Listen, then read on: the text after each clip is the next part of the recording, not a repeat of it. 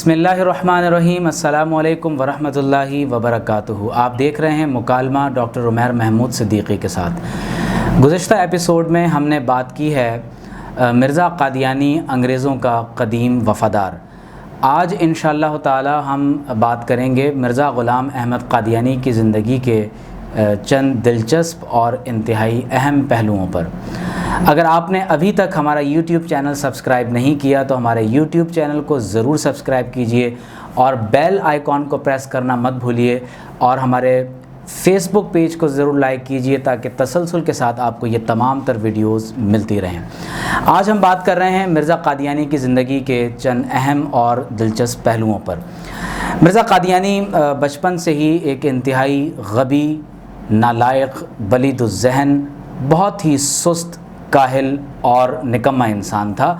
اور یہ بات میں اپنی طرف سے نہیں کہہ رہا بلکہ یہ مرزا قادیانی کے گھر کی گواہی ہے۔ تاریخ احمدیت جلد نمبر 1 صفحہ نمبر 52 پر لکھا ہے، آپ کے والد فرماتے، بیٹا غلام احمد، ہمیں تمہارا بڑا فکر اور اندیشہ رہتا ہے، تم کیا کر کے کھاؤ گے، اس طرح زندگی تم کب تک گزارو گے، تم روزگار کرو، کب تک دلہن بنے رہو گے، خور و نوش کا فکر چاہیے، دیکھو دنیا کماتی کھاتی پیتی ہے، کام کاج کرتی ہے، تمہارا بیاہ ہوگا، بیوی آوے گی، بالک بچے ہوں گے، وہ کھانے پینے پہننے کے لیے طلب کریں گے، ان کا تعہد تمہارے ذمہ ہوگا، اس حالت میں تو تمہارا بیاہ کرتے ہوئے ڈر لگتا ہے، کچھ ہوش کرو، اس غفلت اور اس سادگی کو چھوڑ دو، میں کب تک بیٹھا رہوں گا، بڑے بڑے انگریزوں، افسروں، حاکموں سے میری ملاقات ہے، وہ ہمارا لحاظ کرتے ہیں، میں تم کو چٹھی لکھ دیتا ہوں، تم تیار ہو جاؤ، یا کہو تو میں خود جا کر سفارش کروں، تو مرزا غلام احمد قادیانی کچھ جواب نہ دیتے۔ اپنا خلوت خانہ سنبھالو، جب یہ چلے جاتے تو ہم سے کہتے کہ یہ میرا بیٹا ملا ہی رہے گا، میں اس کے واسطے کوئی مسجد ہی تلاش کر دوں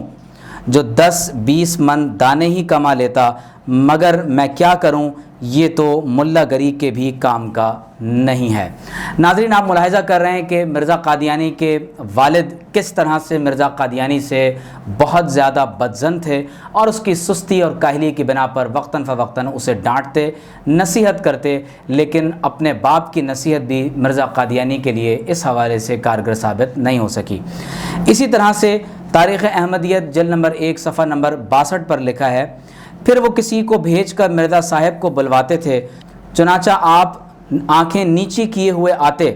اور والد صاحب کے پاس ذرا فاصلے پر بیٹھ جاتے، اور یہ عادت تھی کہ بایاں ہاتھ اکثر منہ پر رکھ لیا کرتے تھے اور کچھ نہ بولتے اور نہ کسی کی طرف دیکھتے۔ بڑے مرزا صاحب فرماتے، اب تو آپ نے اس دلہن کو دیکھ لیا۔ بڑے مرزا صاحب کہا کرتے تھے کہ میرا یہ بیٹا مسیطڑ ہے، نہ نوکری کرتا ہے نہ کماتا ہے، اور پھر وہ ہنس کر کہتے کہ چلو تمہیں کسی مسجد میں ملا کرا دیتا ہوں، 10 من دانے تو گھر میں کھانے کو آ جایا کریں گے۔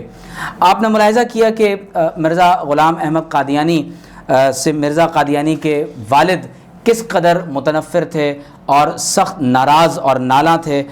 اور یہی وجہ تھی کہ مرزا قادیانی سے اس کے والد کبھی خوش نہیں رہ سکے۔ تاریخ احمدیت جلد نمبر 1 صفحہ نمبر 71 پر لکھا ہے،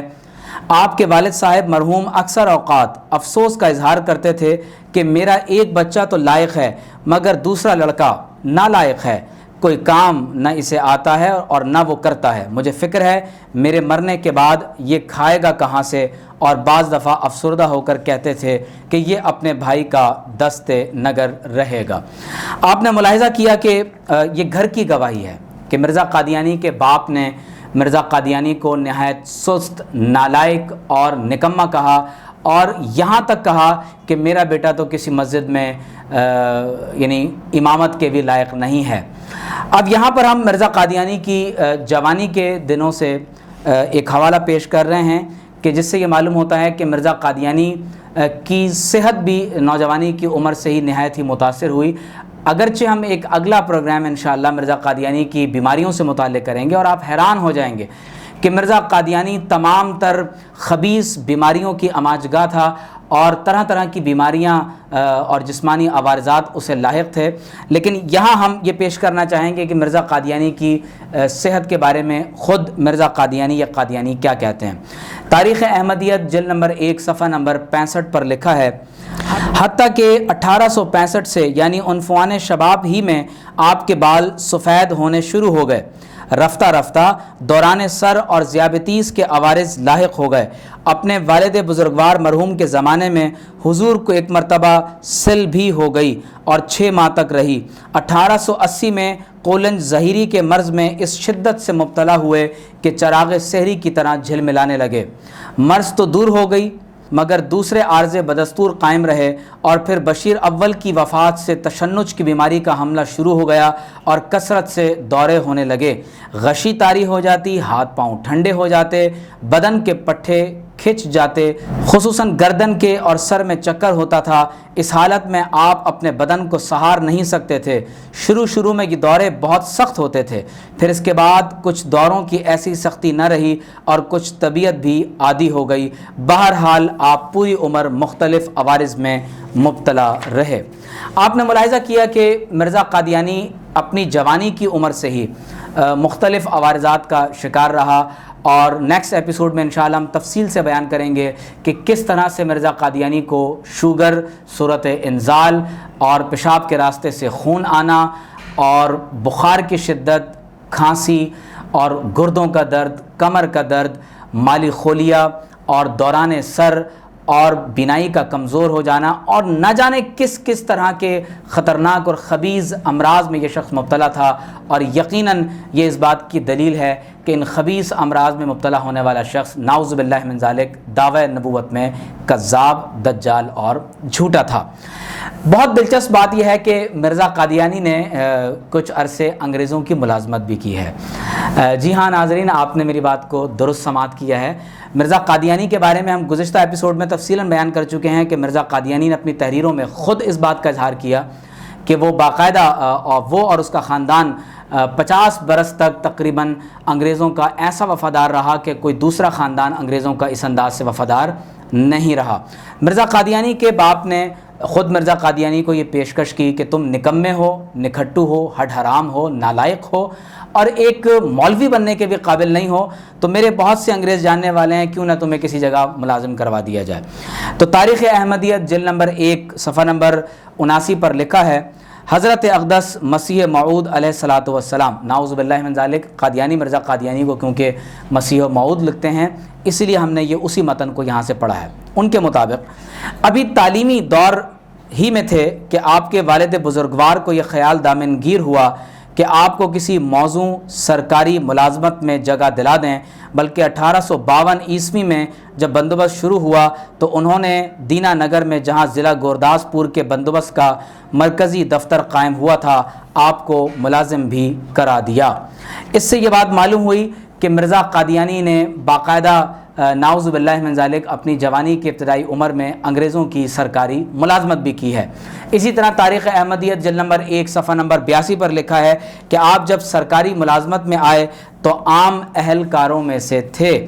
ناظرین، اس سے یہ بات واضح ہو رہی ہے کہ مرزا قادیانی نے نعوذ باللہ من ذالک دعوی نبوت کے ساتھ ملازمت بھی شروع کی، اور کتنی عجیب و غریب بات ہے، مجھے حیرانگی ہوتی ہے ان لوگوں کی عقل پر کہ جن کو اللہ تعالیٰ نے ہدایت سے محروم کر دیا، عقل پر پردے پڑے ہوئے ہیں۔ آپ اس پر ریسرچ کریں، تحقیق کریں۔ ایک شخص جو کلرک کی نوکری کرتا ہو،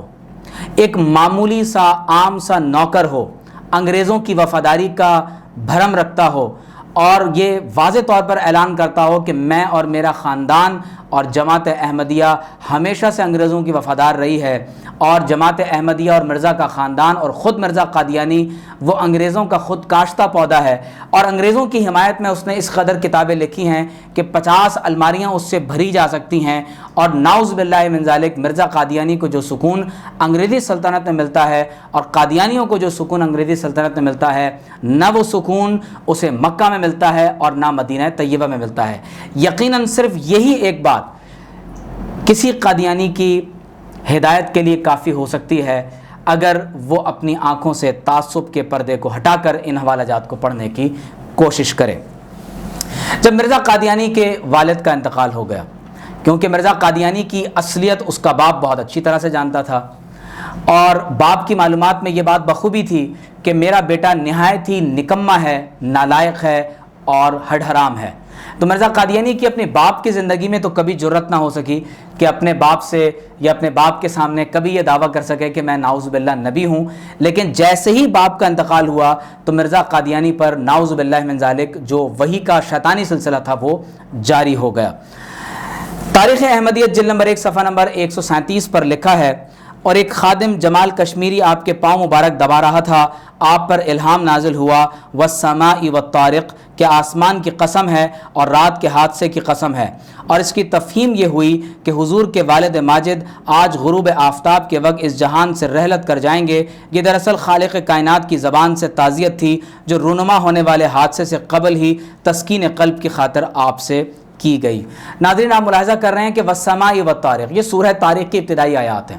اور مرزا قادیانی نے کہا کہ نعوذ باللہ کہ میرے اوپر نازل ہوئی۔ اور دوسری جو بڑی تحریف مرزا قادیانی نے کی وہ یہ کہ مرزا قادیانی کے مطابق نعوذ باللہ من ذالک قرآن کی یہ آیات اللہ رب کریم نے مرزا قادیانی پر نعوذ باللہ من ذالک اپنے باپ کے مرنے کی تعزیت کے اوپر نازل فرمائیں، اور یقیناً یہ بہت بڑا کفر ہے، بہت بڑی بے ادبی اور توہین ہے، اور ہم اس پر اللہ تعالیٰ سے پناہ طلب کرتے ہیں۔ مرزا قادیانی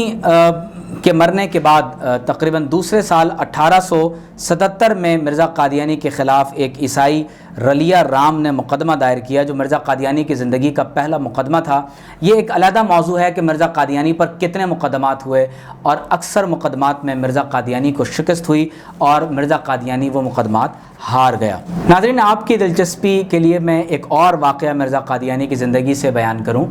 کہ مرزا قادیانی جب سیالکوٹ میں قیام پذیر رہے تو اس دور میں مرزا قادیانی کے والد، میں پہلے بیان کر چکا ہوں کہ وہ بہت سے مقدمات کے اندر بھی ملوث رہے، اور انہوں نے مرزا قادیانی کو اپنی جگہ بہت سے مقدمات کی پیروی کرنے کے لیے بھی بھیجا، لیکن مرزا قادیانی کیونکہ نہایت ہی بیکار، بلید الذہن، غبی اور بیوقوف اور احمق انسان تھا، تو وہ کسی بھی مقدمے کی درست انداز سے پیروی نہیں کر سکا۔ بجائے اس کے کہ کسی مقدمے میں اپنے باپ کی یا اپنی حمایت کرتا، بلکہ فریق مخالف کی حمایت کا آغاز کر دیا۔ اگر اتنا ہی یقین تھا کہ میرا باپ حق پر یا درست نہیں ہے تو ایسے مقدمات کی پیروی کرنے کا فائدہ ہی کوئی نہ تھا۔ لیکن دلچسپ بات یہ ہے کہ مرزا قادیانی نے ملازمت کے دوران کوشش کی کہ قانون کا امتحان پاس کر لیا جائے تاکہ مقدمات کی پیروی میں اسے آسانی ہو سکے، لیکن قابل توجہ اور بہت دلچسپ بات یہ ہے کہ وہ شخص جس نے نبی ہونے کا دعویٰ کیا، وہ شخص جس نے مجدد امام مہدی حضرت مسیح اور نعوذ باللہ خدا کا رسول ہونے کا دعویٰ کیا، ایسے شخص نے قانون کا امتحان دیا اور نقل کی وجہ سے ایسا شخص امتحان میں فیل قرار پایا۔ تاریخ احمدیت جلد نمبر 1 صفحہ نمبر 87 پر لکھا ہے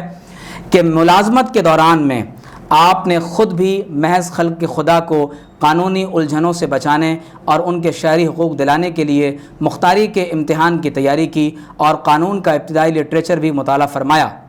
مگر چونکہ آپ دنیا والوں کے کیس لڑنے کے لیے نہیں آئے تھے، محض اسلام کی وکالت کے لیے پیدا کیے گئے تھے، اس لیے آپ اس کے امتحان میں تو کامیاب نہیں ہو سکے۔ پھر نیچے لکھا ہے کہ جن میں سے ایک نارائن سنگھ نامی امیدوار امتحان میں شرارت کرتے ہوئے پکڑا گیا، جس کی وجہ سے سبھی امیدوار فیل کر دیے گئے۔ ناظرین، جب کبھی بھی کسی امتحان میں کسی ایک بچے کی وجہ سے نقل پکڑی جاتی ہے تو پورے امتحان کو کینسل نہیں کیا جاتا، اس بچے کو سزا دی جاتی ہے۔ لیکن یہ بات امتحان کا کینسل ہو جانا اس بات کی دلیل ہے کہ اکثر بچے نقل میں ملوث تھے یا پوری کلاس ہی نقل میں ملوث تھی، اسی وجہ سے ان تمام بچوں کو فیل کر دیا گیا۔ تو مرزا قادیانی بھی اس نقل کی وجہ سے امتحان میں فیل قرار پائے۔ ایک اور دلچسپ واقعہ مرزا قادیانی کی زندگی سے، تاریخ احمدیت جلد نمبر 1 صفحہ نمبر 332 لکھا ہے کہ پھر حضور جب گاڑی پر سوار ہوئے تو راستے میں ایک اسٹیشن دوراہا پر حضور کے ایک ساتھی کو کسی مسافر انگریز نے محض دھوکہ دہی سے اپنے فائدے کے لیے کہہ دیا کہ لدھیانہ آ گیا۔ چنانچہ اس جگہ آپ اور دیگر ساتھی اتر پڑے، لیکن جب ریل چل دی تو معلوم ہوا کہ یہ کوئی اور اسٹیشن ہے، اور اس طرح الہام کے دونوں حصے پورے ہو گئے۔ یعنی مرزا قادیانی اس قدر بے وقوف انسان کہ ایک انگریز نے اس کو کہا کہ آپ کو لدھیانہ جانا ہے، کہا کہ جی، کہا کہ لدھیانہ آ گیا ہے، تو مرزا قادیانی نے اس اسٹیشن کو لدھیانہ سمجھ کر وہاں پر اپنے سامان سمیت اپنے تمام ساتھیوں کو وہاں سے اتار لیا۔ ذکر حبیب جس کو تحریر کیا ہے مفتی محمد صادق نے، جو مرزا قادیانی کا ایک مرید تھا۔ ذکر حبیب صفحہ نمبر 30 پر ایک ایسا واقعہ لکھا ہے کہ جس سے معلوم ہوتا ہے کہ مرزا قادیانی اخلاقی اعتبار سے نہایت ہی گراوٹ کا شکار تھا اور انتہائی بد کردار انسان تھا۔ لکھا ہے انو کچھ دیدہ ہے، حضرت مسیح موعود کے اندرون خانہ ایک نیم دیوانی سی عورت بطور خادمہ کے رہا کرتی تھی۔ ایک دفعہ اس نے کیا حرکت کی کہ جس کمرے میں حضرت صاحب بیٹھ کر لکھنے پڑھنے کا کام کرتے تھے وہاں ایک کونے میں کھرا تھا، یعنی جہاں پر نالیاں ہوں اور بیٹھ کر غسل کیا جاتا ہے، جس کے پاس پانی کے گھڑے رکھے تھے، وہاں اپنے کپڑے اتار کر ننگی بیٹھ کر نہانے لگ گئی۔ حضرت صاحب اپنے کام تحریر میں مصروف رہے اور کچھ خیال نہ کیا کہ وہ کیا کرتی ہے۔ جب وہ نہا چکی تو ایک اور خادمہ اتفاقاً آ نکلی۔ اس نے اس نیم دیوانی کو ملامت کی کہ حضرت صاحب کمرے میں اور موجودگی کے وقت تو نے یہ کیا حرکت کی؟ تو اس نے ہنس کر جواب دیا انو کچھ دیدہ ہے، یعنی اسے کیا دکھائی دیتا ہے۔ حضور علیہ الصلاۃ والسلام کی عادت غض بصر کی جو وہ ہر وقت مشاہدہ کرتی تھی، اس کا اثر اس دیوانی عورت پر بھی ایسا تھا کہ وہ خیال کرتی تھی کہ حضور کو کچھ دکھائی نہیں دیتا، اس واسطے حضور سے کسی پردہ کی ضرورت ہی نہیں۔ ناظرین، آپ ملاحظہ کر رہے ہیں کہ مرزا قادیانی اندھا تو نہیں تھا، وہ اس کمرے میں بیٹھ کر تحریر کا کام کر رہا تھا، لکھ رہا تھا، پڑھ رہا تھا۔ اب آپ مجھے بتائیے کہ اگر اس کمرے میں ایک عورت داخل ہو تو کیا مرزا قادیانی کو اندازہ نہیں ہوا ہوگا؟ اور جب وہ عورت اپنے کپڑے اتار کر ننگی ہو کر وہاں نہاتی رہی اور 10 15 20 25 منٹ تک اس نے نہانے کا عمل کیا، تو کیا اس دوران میں مرزا قادیانی نے اس کو نہیں دیکھا ہوگا؟ اور اگر مرزا قادیانی کی رضامندی سے وہ خاتون کمرے میں داخل نہیں ہوئی تو کیا مرزا قادیانی کو اس کو روکنا نہیں چاہیے تھا؟ یقیناً یہ انتہائی بد کرداری اور بد نظری کا عمل ہے، اور اس تحریر سے یہ بات واضح ہو رہی ہے کہ مرزا قادیانی کے ارد گرد جو عورتیں رہا کرتی تھیں وہ مرزا قادیانی کے سامنے برہنہ بھی ہو جایا کرتی تھیں، اور وہ اس بات کا خوف نہیں کرتی تھیں کیونکہ ان کے گمان کے مطابق مرزا قادیانی سے ان کا پردہ نہیں تھا۔ اسی طرح سے ذکر حبیب صفحہ نمبر 128 پر لکھا ہے، بڑی دلچسپ تحقیق ہے۔ عام کے لفظ کے متعلق گاہے فرمایا کرتے تھے کہ لفظ عام لفظ سے نکلا ہے۔ عربی زبان میں ماں کو کہتے ہیں، جیسا کہ بچہ ماں کے پستان چوستا ہے ایسا ہی آم کو بھی منہ میں ڈال کر چوستا ہے، اس مشابہت کی وجہ سے اس کا نام عام ہوا۔ ناظرین، آپ ملاحظہ کر رہے ہیں کہ مرزا قادیانی نے عام اور میں جو بچے کے دودھ چوسنے سے متعلق ایک عملی مشابہت بیان کی ہے۔ یقیناً علماء عرب بھی اس لغت کی مشابہت سے ناواقف ہیں، لیکن واقعہ بہت دلچسپ بیان کیا گیا۔ اسی طرح ذکر حبیب صفحہ نمبر 136 پر لکھا ہے، فرمایا ایک دفعہ ہم ڈلہوزی پہاڑ سے 1-2 اور آدمیوں کے ساتھ واپس آ رہے تھے کہ راستے میں سخت بارش ہو گئی اور رات قریب آ گئی۔ کوئی گاؤں نظر نہ آتا تھا کہ وہاں جا کر بارش سے بچاؤ کریں۔ ایک شخص ملا، اس سے پوچھا کہ یہاں کوئی گاؤں ہے؟ اس نے کہا ہاں آؤ میں دکھاتا ہوں، مگر میرا ذکر کسی سے نہ کرنا کہ میں نے دکھایا ہے۔ وہ ہم ایک پہاڑ میں لے گیا اور دور سے ایک مکان دکھا کر پچھلے پاؤں بھاگ گیا۔ جب ہم وہاں پہنچے تو ایک ہی مکان اور ایک ہی کمرہ تھا۔ مالک مکان ایک بوڑھا آدمی تھا اور اس کی ایک لڑکی تھی۔ وہ گالیاں دینے لگا کہ تم کو یہ کس نے جگہ دکھا دی، اور باوجود بہت سمجھانے اور اصرار کرنے کے اس نے ہمیں کمرے کے اندر گھسنے کی اجازت نہ دی، اور رات بھر ہم بارش میں درخت کے نیچے بیٹھے رہے، اور بعد میں معلوم ہوا کہ ایسے لوگوں کے ساتھ بعض لوگ ظلم کرتے ہیں اور ان کی لڑکیوں کو زبردستی لے لیتے ہیں، اس واسطے وہ کسی کو اپنے مکان کے اندر جانے نہ دیتا تھا۔ ناظرین، بہت قابل توجہ بات ہے، کیا کوئی شریف انسان ایک کمرے کا گھر جہاں ایک بوڑھا باپ اور ایک لڑکی رہتی ہو، صرف ایک کمرے کا گھر، کیا وہاں زبردستی کوئی شریف انسان کسی گھر میں گھسنے کی کوشش کر سکتا ہے؟ اور جب اس کو داخل نہ ہونے دیا جائے تو کیا اس انداز سے شکوہ کیا جا سکتا ہے؟ تو یقیناً یہ دونوں واقعات جو ہم نے پہلے بیان کیے اور یہ واقعہ مرزا قادیانی کے ایک غیر شریف اور بہت ہی بیہودہ انسان ہونے پر دلیل ہے۔ اسی طرح سیرت المہدی جلد نمبر 1 صفحہ نمبر 49 پر لکھا ہے، والدہ صاحبہ بیان کرتی ہیں کہ حضرت مسیح موعود مرزا قادیانی قادیانیوں کے مطابق عموماً ریشمی اظہار بند استعمال فرماتے تھے، کیونکہ آپ کو پیشاب جلدی جلدی آتا تھا، اس لیے ریشمی اظہار بند رکھتے تھے تاکہ کھلنے میں آسانی ہو اور گرا بھی پڑ جاوے تو کھولنے میں دقت نہ ہو۔ سوتی اظہار بند میں آپ سے بعض دفعہ گرا پڑ جاتی تھی تو آپ کو بڑی تکلیف ہوتی تھی۔ مرزا قادیانی کو بیماریاں تھیں اور ان میں سے ایک بیماری کثرت پیشاب بھی تھا، اور مرزا قادیانی کو ایک دن میں 100 مرتبہ پیشاب آتا تھا۔ یعنی اگر آپ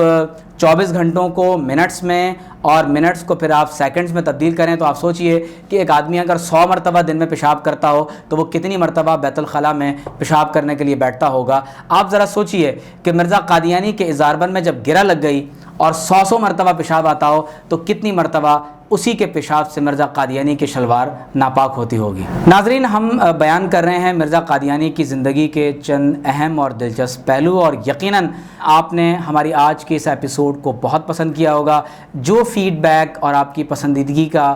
حال مجھ تک پہنچ رہا ہے، میں اس پر آپ کا شکر گزار ہوں۔ میری گزارش یہ ہوگی کہ آپ اس پروگرام کو نہ صرف خود لائک کریں بلکہ اس کو مختلف گروپس میں دوستوں کے ساتھ شیئر کریں تاکہ یہ اہم معلومات تمام لوگوں تک پہنچ سکے۔ اگر آپ نے ابھی تک ہمارے یوٹیوب چینل کو سبسکرائب نہیں کیا، ہمارے یوٹیوب چینل کو ضرور سبسکرائب کیجئے اور بیل آئیکن کو دبانا نہ بھولیے، اور ہمارے فیس بک چینل کو بھی ضرور لائک کیجئے تاکہ تسلسل کے ساتھ یہ پروگرام آپ تک پہنچتے رہے۔ آپ تمام دوست اپنا خیال رکھیے گا۔ السلام علیکم ورحمۃ اللہ وبرکاتہ۔